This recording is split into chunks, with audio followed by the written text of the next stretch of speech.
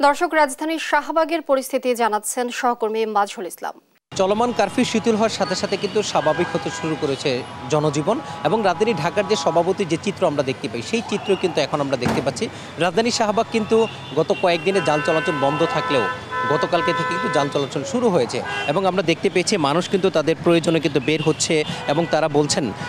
গত কয়েকদিনের কারফিউ কিন্তু তাদের ব্যাপক ক্ষয়ক্ষতি হয়েছে এবং অনেক বিশেষ করে যারা ব্যবসায়ী এবং সাধারণ মানুষ যারা বলছেন যে তাদেরকে কিন্তু বাধ্য হয়েই বের হতে হয়েছে। সরকার যে কারফিউ চলমান রেখেছে পরিস্থিতি বিবেচনায় সেই কারফিউ তুলে দিলে কিন্তু তাদের জন্য সেটা খুবই ভালো হয় এবং তারা বলছেন যে সবার সাথে আলোচনা করেই তারা সেই কারফিউ শিথিল করবে।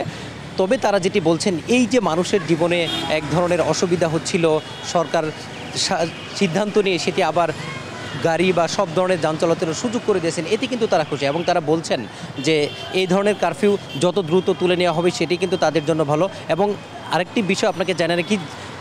কোটা সংস্কার আন্দোলনের কেন্দ্রবিন্দু যে ঢাকা বিশ্ববিদ্যালয়, সেই ঢাকা বিশ্ববিদ্যালয় এখনও কিন্তু নিরাপত্তার চাদরে ঢাকা এবং ঢাকা বিশ্ববিদ্যালয়ে যারাই ঢুকছেন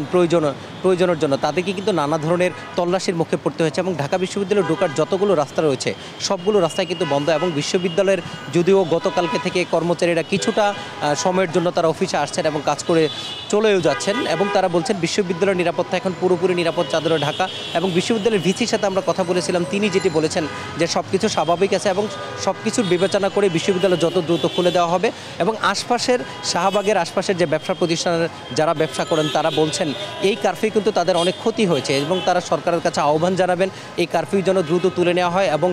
সব কিছু বিবেচনায় যদি তারা স্বাভাবিকভাবে তাদের ব্যবসা বাণিজ্য করতে পারেন তাহলে গত কয়েকদিনে তাদের যে ক্ষতি হয়েছে হয়তোবা তারা সেটা কাটিয়ে উঠতে পারবেন। এখানে পাশেই কিন্তু শাহবাগের সবচেয়ে বড় জিনিস সেটা ফুলের দোকান। এই ফুলের দোকানগুলোতে কিন্তু আমরা অনেক দোকান বন্ধ করে দেখেছি এবং ক্রেতা না থাকার কারণে কিন্তু তারা অলস সময় কাটাচ্ছেন এবং সবার যে প্রত্যাশা এই জনজীবনে যে স্বস্তি ফিরতে শুরু করেছে এই স্বস্তি স্বাভাবিকভাবে আগামী দিনগুলোতে থাকবে এবং জনগণের যানবাহনের নিরাপত্তা করে সরকার আরও প্রয়োজনীয় ব্যবস্থা নেবে এবং সব কিছু স্বাভাবিক হবে এমনটি কিন্তু তাদের প্রত্যাশা। তবে গত কয়েকদিনে গাড়ি চলাচল একবারে বন্ধ থাকলেও গতকালকে থেকে কিন্তু আমরা দেখেছি যে রাজধানী ঢাকা সহ দূরপাল্লার বিভিন্ন বাস চলাচল করছে এবং মানুষও কিন্তু রাস্তায় বের হয়েছেন তাদের বিভিন্ন কাজকর্মের জন্য। এবং এখন পর্যন্ত যে পরিবেশ আছে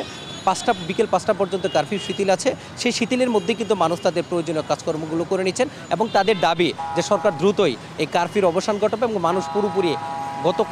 গত সপ্তাহ যেভাবে জীবনযাপন করেছে এভাবেই তারা জীবনযাপন করবে এবং তারা চলাফেরা করবে, এমনটাই কিন্তু তাদের প্রত্যাশা। এই ছিল রাজধানী শাহবাগ থেকে আমার কাছে সর্বশেষ তথ্য। দর্শক, আমরা দেখছিলাম শাহবাগের পরিস্থিতি, এ বিষয়ে জানাচ্ছিলেন সহকর্মী মাজহুল ইসলাম।